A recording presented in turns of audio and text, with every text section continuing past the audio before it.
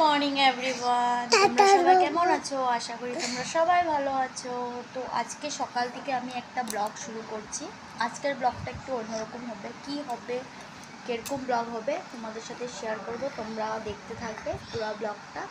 আর দেখো, আমার ছেলে ঘুমের থেকে উঠেছে।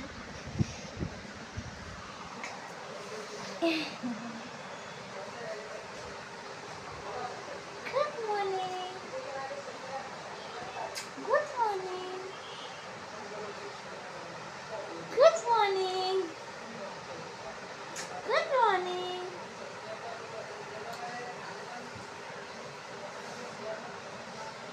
আজকে আমরা কই যাবো? টাটা টাটা টাটা টাটা যাবো। এই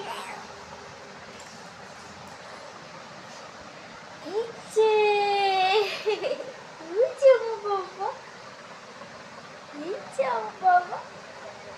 চুন চুন, হ্যাঁ চুন, এই যে আমার বাবা।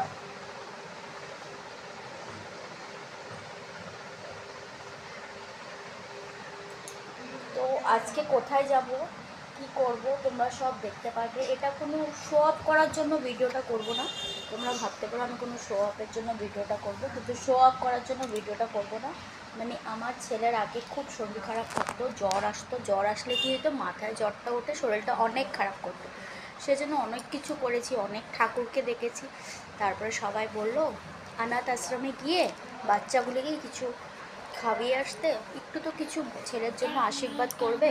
আর আমার আগের থেকেও ইচ্ছা ছিল অনাথ আশ্রমে যাওয়া, বাচ্চাদেরকে একটু দেখা। তো আমি কোনোদিন যাই নাই। তো আমার হাজব্যান্ডকে বলেছি চলো একদিন নিয়ে চলো, দেখেও আসবো, ওদের জন্য কিছু করে আসবো, যতটুকু আমার সামর্থ্য। এটা কোনো শো অফের জন্য না। তো তোমরা দেখবে আজকে সারাদিনে আমি যাব, ওদের সাথে দেখা করবো, তো সব কিছু তোমাদের সাথে শেয়ার করবে। তো তোমরা দেখতে থাকো।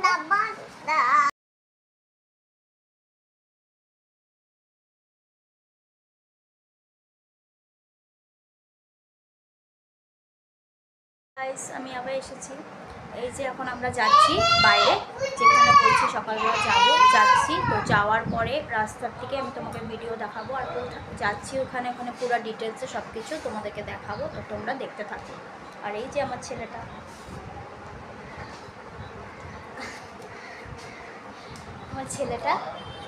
ছেলে এই যে আমার হাজব্যান্ড রেডি।